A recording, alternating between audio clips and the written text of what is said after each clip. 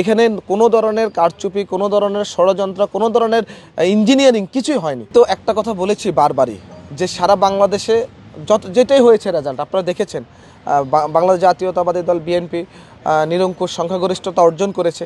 কিন্তু আপনারা যে আমাদের প্রতিদ্বন্দ্বী দল যে অভিযোগটা বারবার নিয়ে আসছে, ওনারাই তো দেখেছে, ওনারাই তো সর্বসময় এখানে উপস্থিত ছিল। এখানে কোনো ধরনের কারচুপি, কোনো ধরনের ষড়যন্ত্র, কোনো ধরনের ইঞ্জিনিয়ারিং কিছুই হয়নি। আপনার দুই একটা জায়গায় হয়তোবা যদি আমরা মনে করি যে অসঙ্গতি হয়েছে, কিন্তু সেখানে সাথে সাথে কিন্তু আমাদের প্রিজাইডিং অফিসার, রিটার্নিং কর্মকর্তা, নির্বাচন কমিশন তারা কিন্তু সাথে সাথে স্টেপ নিয়েছিল, সেটাকে রিমুভ করেছে।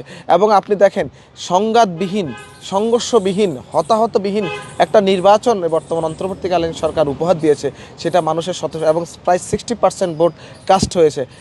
গত ফ্যাসিবাদ আমলে একটা বাংলাদেশের তো আওয়ামী লীগ একটা দল ছিল, বড় দল ছিল, সেই দলের অনুপস্থিতিতে এই নির্বাচন 60% মানে কি সাধারণ মানুষ কিন্তু স্বতঃস্ফূর্তভাবে ভোট দিতে গিয়েছে, তাদের জনপ্রতিনিধি নির্বাচন করতে গেছে। সেখানে নির্বাচন ইঞ্জিনিয়ারিংয়ের কোনো সুযোগ নাই এবং প্রশাসন খুবই দক্ষতার সাথে, তাদের কৌশলের সাথে কিন্তু প্রশাসন ভোট গ্রহণ করেছে।